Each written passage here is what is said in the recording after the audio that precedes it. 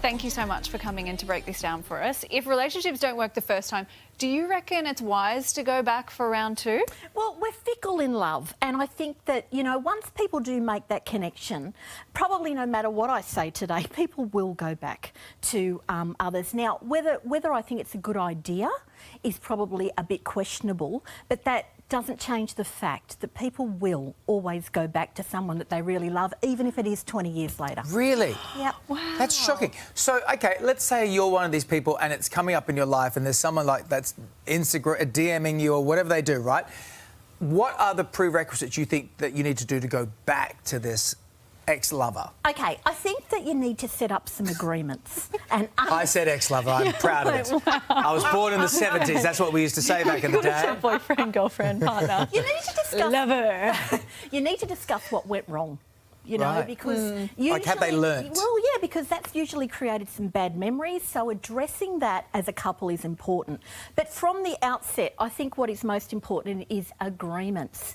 People go into a relationship with no agreements. It's like we have this idea that love is, and all those wonderful hormones are just going to carry it through forever, and it doesn't. And so actually sitting down... Do you want a written agreement? What do you want to do? It's like an Do you want to have emotional a prenup. contract? Yeah, well, it's the kind of thing, we're fickle in love. We will change our mind. Today we love our partner and the next day we don't. I think that agreements, we're not just talking about rules that can be broken, actual values and agreements that resonate with who you are is really, really important. And to sit down with this new person, old person, whoever it might be, and actually talk about what do we want out of this? You know, are we going to have each other's back? Are you my only person? Are we monogamous? Stuff like this needs to be discussed. And so when you're going through these discussions, though, like past arguments can be really tough to forget and potentially trigger new arguments. How do you get past that? I think waving the white flag's really, really important. Kind of saying, look, we're giving this another go.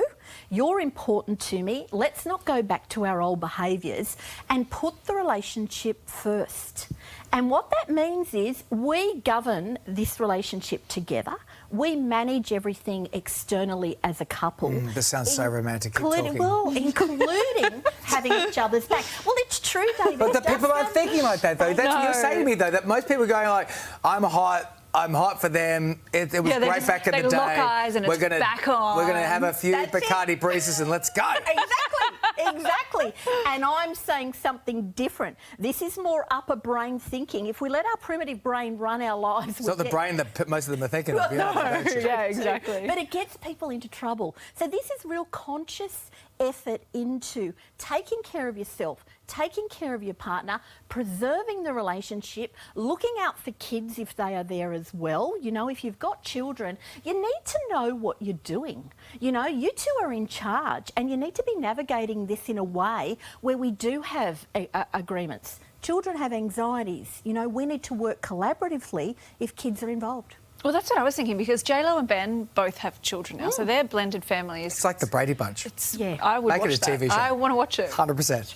Oh, and I'm sure people will be watching for sure. Maybe it'll be a next film clip. So do you think that's possible to, like, that with blended families, then you really have to be mindful You do, of it all? you do. I work a lot with couples and a lot with blended families, and without agreements, I dare say it does not work. What about if you're with somebody, then you separate, you've got kids, and then you get back together? So that you're keeping the family unit together, but you're out and then you're back in.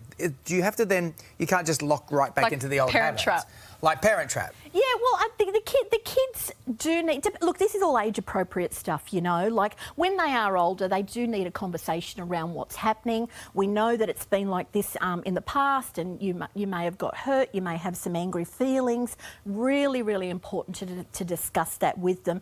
And be mindful as parents as to what you're doing, you know. You've disrupted their little lives, and so really taking care of them as well as yourselves. Model to them what a good relationship is, because this is what they're really going to take with them, and it's super important.